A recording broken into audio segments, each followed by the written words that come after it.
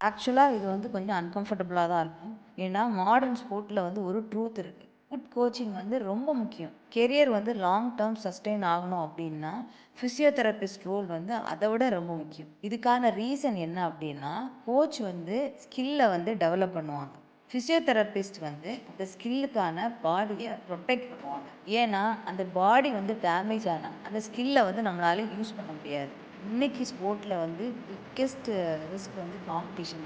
நம்மளோட own break down, ஃபெட்டிக், அது over use அதோட சேர்த்து சின்ன சின்ன பெயினை இக்னோர் பண்ணும். ஆக்சுவலாக ஃபிசியோதெரபிஸ்ட் வந்து ரெகுலராக ஒரு ஆத்லெட்டில் பார்க்குறது தான் மூமெண்ட்டோட quality, load tolerance, recovery signals. Coach வந்து இப்போ வந்து ட்ரைனிங் பிளான் கொடுக்குறாங்க. ஃபிசியோ வந்து அதை அனலைஸ் பண்ணி இது சேஃபாக இதை சஸ்டெயின் பண்ண முடியுமா அப்படிங்கிறத சொல்லுவாங்க.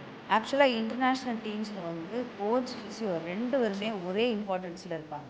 ஏன்னா ஒரு ராங் புஷ் வந்து இவ்வளோ வருஷ ட்ரைனிங்கை வந்து ஒரே நாளையில் வந்து இல்லாமல் பண்ணிடும். எங்கே வந்து டீம் வந்து ட்ராவல் பண்ணாலும் அந்த ஃபிசியோ கூடவே ட்ராவல் பண்ணுறாங்க. இந்தியாவில் இப்போவே ஆல்மோஸ்ட் எல்லா அகாடமிலையும் வந்து இதை ப்ராக்டிஸ் பண்ணுறாங்க. எல்லா ஸ்போர்ட் டீம்லேயும் ஒரு ஃபிசியோ இருக்கிறாரு. உங்கள் குழந்தைங்க வந்து ஸ்போர்ட்ஸில் சீரியஸாக இருந்தால் இதை ஞாபகம் வச்சுக்கோங்க.